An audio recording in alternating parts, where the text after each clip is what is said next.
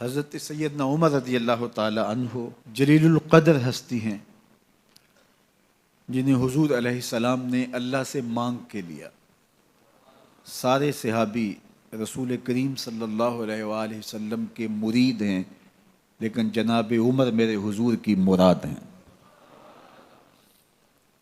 39 لوگ جب اسلام لا چکے، 39ویں شخص حضرت امیر حمزہ رضی اللہ تعالی عنہ تھے، اور ان کا ایمان لانا مسلمانوں کے لیے بہت بڑی ڈھارس اور بہت بڑے حوصلے کا سبب و ذریعہ بنا۔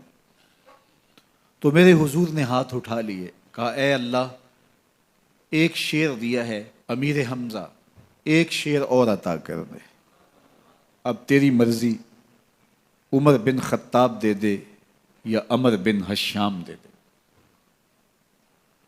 حضور دعائیں مانگ رہے ہیں، اور یہ ہاتھ میں تلوار لیے غیظ و غضب سے بھرے ہوئے گھر سے نکلتے ہیں کہ بانی اسلام کا چراغ ہی بجھا دینا ہے۔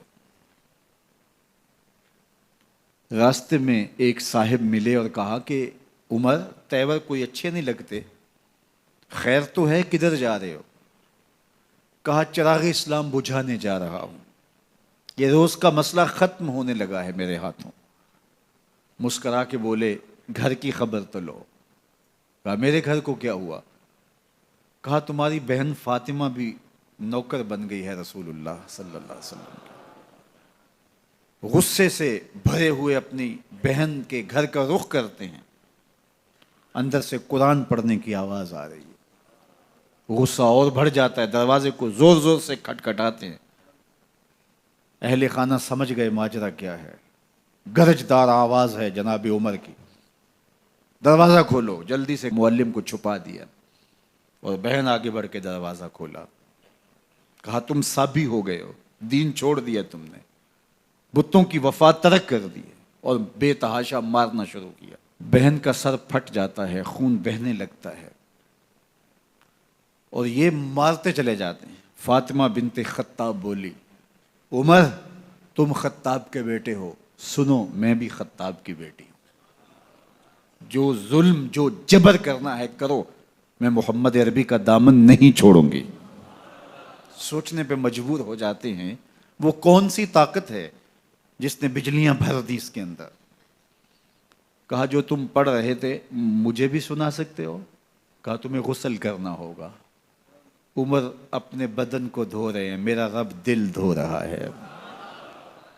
اتنے میں معلم بھی قرآن لے کر آ جاتے ہیں اور قرآن کی تلاوت ہونے لگتی ہے۔ طٰہٰ ما انزلنا علیک القرآن لتشقیٰ، 14ویں رات کے محبوب چاند، ہم نے قرآن اس لیے نازل تو نہیں کیا تھا کہ تم مشقت میں پڑ جاؤ۔ بے تاب ہو گئے، کہا عمر کی عمر برباد ہو گئی، مجھے لے چلو حضور کی چوکھٹ پہ۔ تلوار حمائل کی ہے، بہنوئی ساتھ ہیں، اور حضور کی بارگاہ میں حاضر ہو رہے ہیں۔ دروازے کے سوراخوں سے دیکھا تو صحابہ تشویش کا اظہار کرنے لگے کہ عمر آ رہا ہے، تلوار حمائل کی ہے، ارادے اچھے نہیں لگتے۔ جناب امیر حمزہ نے کہا دروازہ کھول دو، اچھی نیت سے آیا تو استقبال کریں گے، نیت اچھی نہیں ہے تو اس کی تلوار سے اس کی گردن کاٹ دیں گے۔ حضور کے سامنے جا کے بیٹھ گئے، گلے میں کپڑا ڈالا تو حضور نے پکڑ کے کہا عمر ابھی وقت نہیں آیا کہ تم اسلام لے آؤ؟ یہی وقت تھا عمر کے اسلام لانے کا، لبوں پہ کلمہ جاری ہو گیا۔ اللہ اکبر کی صدا اس زور سے گونجی کہ مکے کی گلیاں گونجنے لگیں۔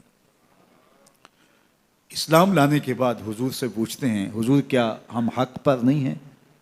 فرمایا ہم حق پر ہیں۔ اللہ کا دین سچا نہیں ہے؟ کہا اللہ کا دین سچا ہے۔ آپ اللہ کے سچے نبی نہیں ہیں؟ فرمایا میں اللہ کا سچا نبی ہوں۔ تو کہا پھر ہم چھپ کے عبادت کیوں کریں؟ اب مسلمانوں کی 2 صفیں بنتی ہیں، ایک صف کی قیادت امیر حمزہ کرتے ہیں، دوسری صف کے آگے آگے عمر بن خطاب چلتے ہیں، اور حضور درمیان میں ہیں، اور یہ ملکوتی قافلہ صحن حرم میں آ کے اعلانیہ عبادت کرتا ہے۔ حضرت عبداللہ ابن مسعود رضی اللہ تعالیٰ عنہ فرماتے ہیں عمر کا اسلام لانا اسلام کے لیے عزت کا سبب بنا، اسلام کے وقار کی علامت بن گیا۔ ایک ایک کے دروازے پہ جا کے دروازہ کھٹکھٹا کے کہتے ہیں، وہ تو اور خبر سننے کے لیے بے چین تھے کہ یہ بانی اسلام کی زندگی کا چراغ بجھانے گیا تھا، کوئی خبر لایا ہوگا۔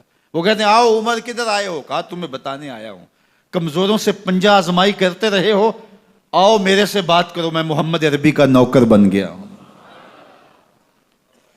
اللہ اکبر۔ میرے حضور نے فرمایا جب اچھے لوگوں کا ذکر کرو تو میرے عمر کا ذکر بھی کیا کرو۔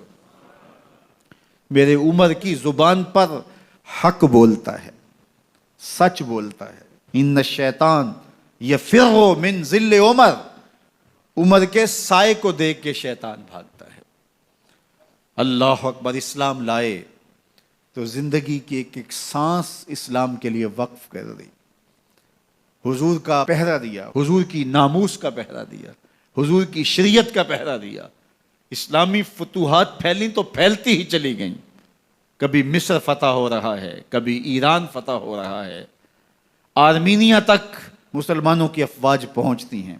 22 لاکھ مربع میل پر حضرت عمر رضی اللہ تعالیٰ عنہ کی سلطنت پھیل جاتی ہے۔ عدل و انصاف کا دورہ ہوتا ہے۔ زمانے نے دیکھا کہ غیر مسلم بھی عدالت میں کھڑا ہے تو اسے خوف نہیں ہوتا تھا کہ میرے سے ناانصافی ہوگی، اس لیے کہ حکومت عمر کی چل رہی ہے۔ وہ بھی مطمئن ہوتا تھا کہ میرے ساتھ انصاف ہوگا۔